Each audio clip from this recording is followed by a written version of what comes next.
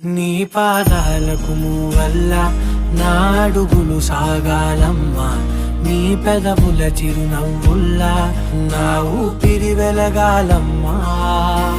నిరంతరం నీ చంటి పాపల్లే ఉండాలి నేనన్నాళ్ళకి, నిన్ను దిలెంతగా ఎదగాలనుకోనే అమ్మా. అణువణువణు నీ కొలువే అమ్మా, ఎదసడిలో శృతిలయలు నువ్వే అమ్మా.